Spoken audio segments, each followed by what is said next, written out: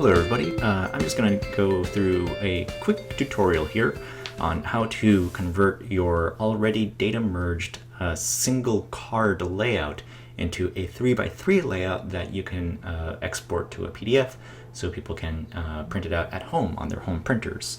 And just again to kind of recap the basics of data merge, you'll note that there's only one page in this document.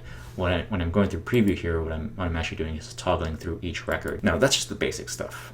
We've already gone through all of that stuff, so refer back to those videos on how to make it. So first things first, you'll have to make a new page, a new document that will accommodate the number of cards that you want to show per page. So in this case, I'm just going to go with a standard letter size. I'm going to turn off margins and I don't need multiple columns on this. I'm just going to make that one column.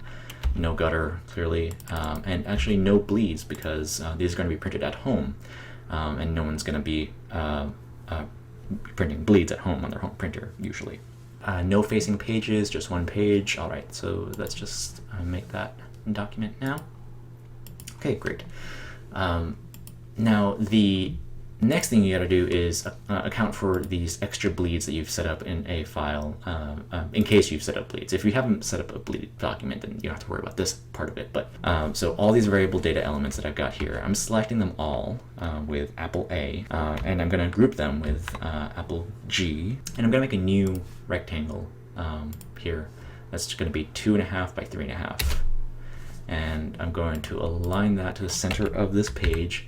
I'm selecting the group that I just made and cutting that, and I'm going to paste into this new rectangle that I made. And you can see that despite having done all the grouping and pasting inside, the actual records still hold true. And what's nice now is that I haven't had to reformat or resize any of these individual image placeholders, which could cause some sizing issues once you actually start making a merged document. I haven't had to do any of that because it's all kind of just cropped into this very standard format. So I'm going to select this rectangle groupy image thingy that I just made.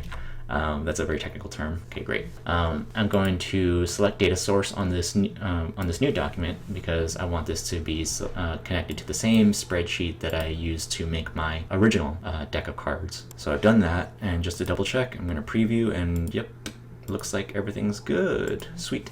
Okay, I've got basically a 2.5 by 3.5 a standard card set up here right in the middle of the page. The key to making a document that has multiple records on the same page is to go here on the bottom of the data merge palette and click on this drop-down menu and select multiple records.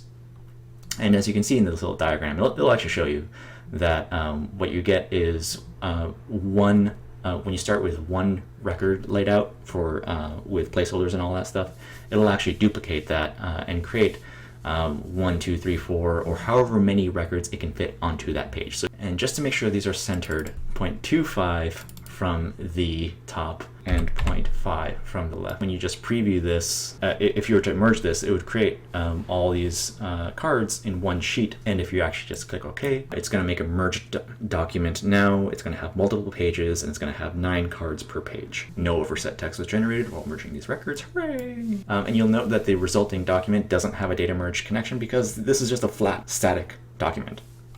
There's no variable elements in here. And you can see that there's multiple pages now. And that's basically how you do it. Thank you for watching. Please like and subscribe, and support the rest of this series on Patreon.